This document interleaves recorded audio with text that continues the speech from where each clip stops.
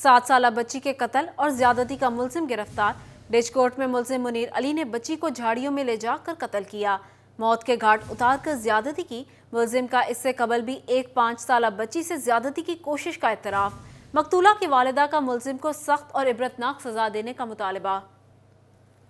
7 سالہ بچی کے قتل اور زیادتی کا ملزم گرفتار۔ ڈچ میں ملزم منیر علی نے بچی کو جھاڑیوں میں لے جا کر قتل کیا، موت کے گھاٹ اتار کر زیادتی کی۔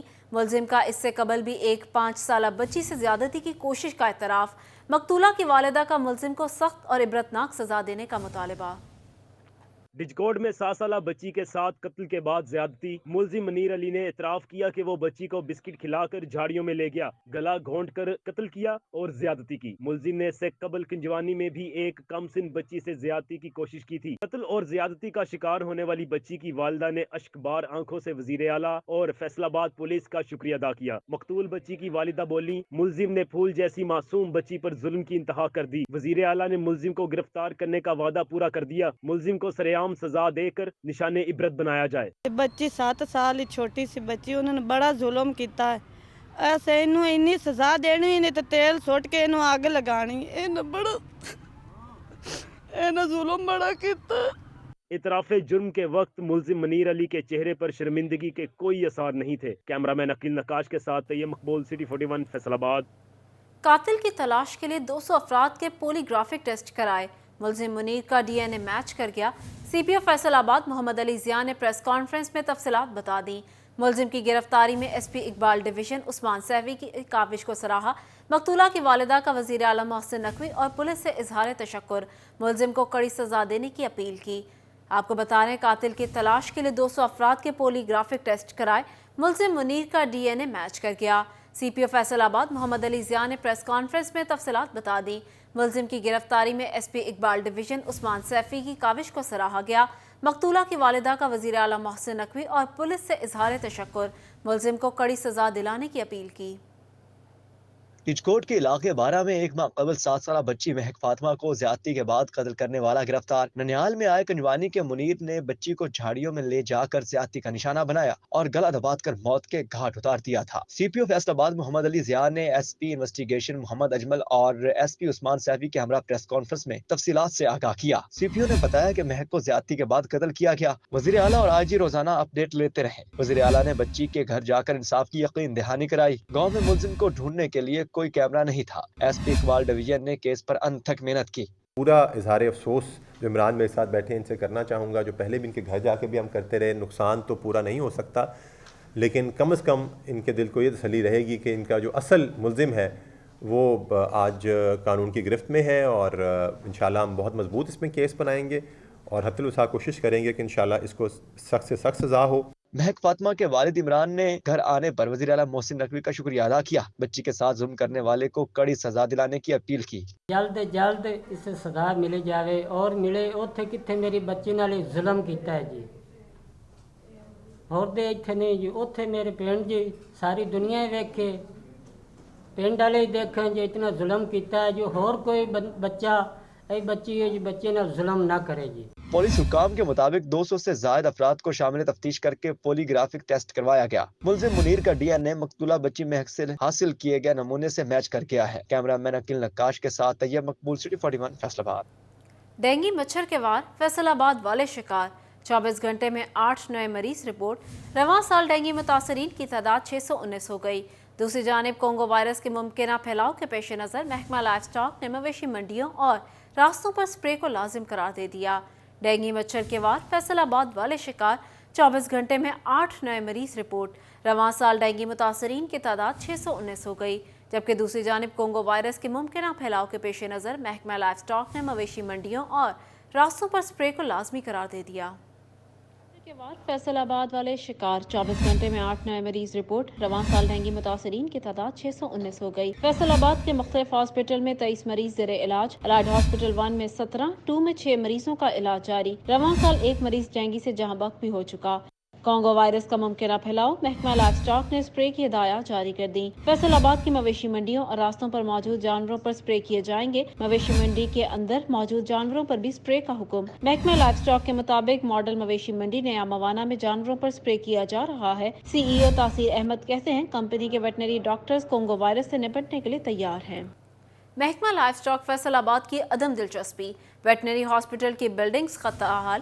ضلع کے 28 ویٹنری ہاسپٹل کی تعمیر و مرمت کے کام التوا کا شکار، 28 سول ویٹنری ہاسپٹل ترقیاتی کاموں کے منتظر۔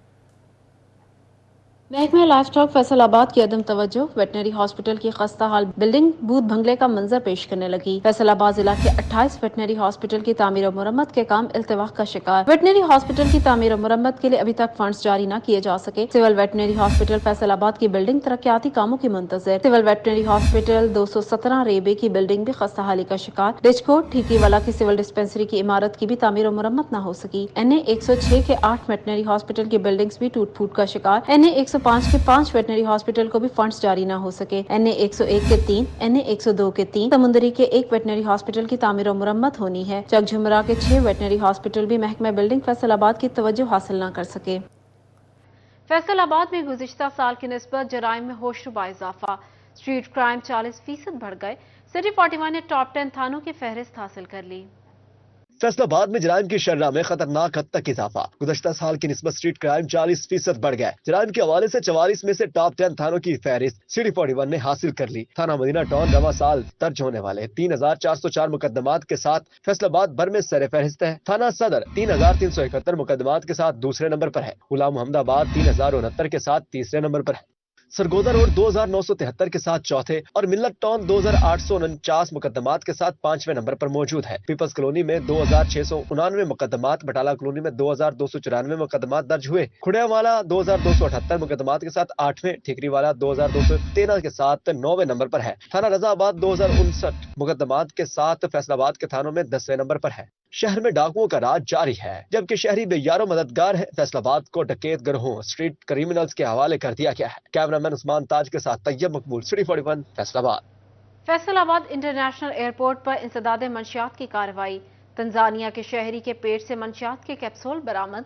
دوسری جانب موٹر وے پولیس نے منشیات فروشی کی کوشش ناکام بنا دی، 7 کروڑ سے زائد مالیت کی ہیروئن برآمد، 2 ملزم گرفتار، جبکہ فیصل آباد میں ہی منشیات فروش کو سزا مل گئی۔